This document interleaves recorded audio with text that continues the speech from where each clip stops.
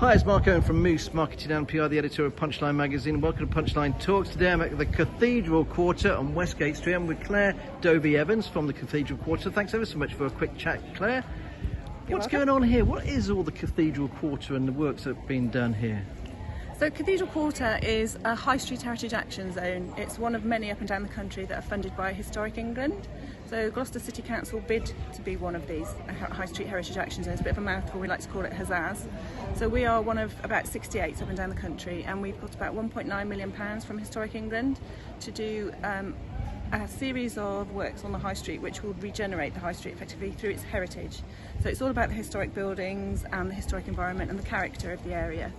So we have grants available for people who own buildings on Westgate Street to get them back into use if they're vacant, to do conversions to residential, for example, on upper floors, and to restore shop fronts. So at the moment we're offering 75% funding to replace shop fronts that don't fit in with the character of the street, and owners can take that up with us and get a lovely shop front that replicates possibly what was there in the past, or that takes references from the history of the street.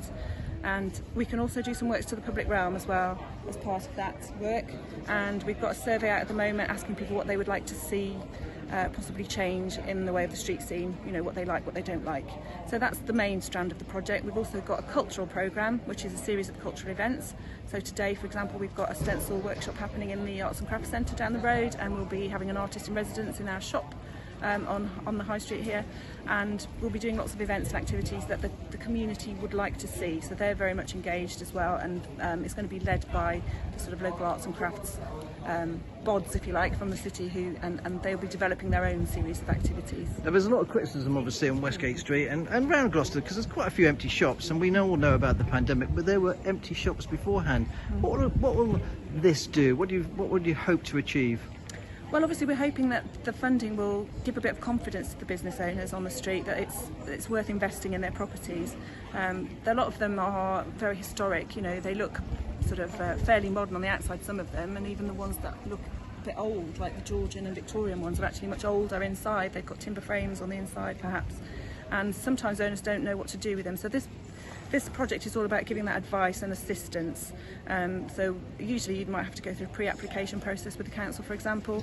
Through this project we'll provide all of that information and help up front, and we'll just give as much support as we can to those business owners to get on with their projects and make the most of their buildings and help them to get more income from their buildings. Now, it's just about to start to rain. It's a perfect time to go inside. Because give us a little tour, please, of the Cathedral building, Cathedral Quarter. Now, this is the sort of new shop for you guys, isn't it? Yeah. How long will you be open?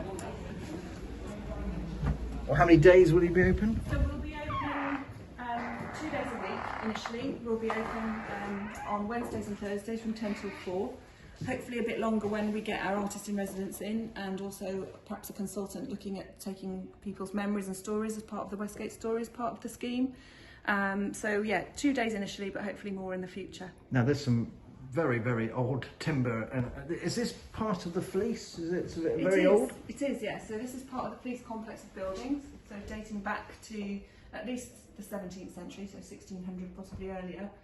And as you can see, when we came in here, this was all covered over with modern partitioning and plasterboard and so on that we removed and carefully stripped back to see what the sort of skeleton of the building was like, and we found all these amazing timber framed elements of the building that still survive, and we're keen to show them to people really so they can see what the building actually is consisting of. And you can see that the original timber frame building, elements of that have been used when the Georgians actually put the brick infill in. Bits of the timbers that were used in that timber framing have been recycled, if you like, and put into that wall there. And we've also got a beautiful decoration on the plaster ceiling here, which we think is from 1600 and odd. So a very early part of the building, and you wouldn't really know that, would you? You wouldn't think about that when you see it from outside. We also, at the back of the building, uncovered this amazing Edwardian panelling, and an Edwardian fireplace. That's not the panelling. This panelling here is Edwardian. Oh, really? It's been repainted. Wow. But it was here. Yes. So it was obviously from a scheme that was put in Edwardian times. Yes. And the fireplace is sort of the same date as that. And then behind that Edwardian panelling, we found this beautiful little Georgian cupboard. So as you see, layers of history and being unveiled, you know, in front of our eyes, which was really fascinating. Can we open it? We can open it, yeah. We're going to find a cake in there or something. It's a little fireside cupboard, Wow. and in here you've got some old bits of wallpaper. We've also found a bit of newspaper dating from 1863 in there. So yeah, lots of interesting finds in this building, and we've left that on show so that people can come and Well, that's the see. beauty of Gloucester, isn't it? You turn a corner and you find something all the time. It's such a historical place, It and is. and so much of it still yet to is. be discovered. It's full of hidden gems, Gloucester, and Westgate Street is no different to that. It's part of it. Claire, really great to speak to you. Thanks ever so much for your time today. You're welcome.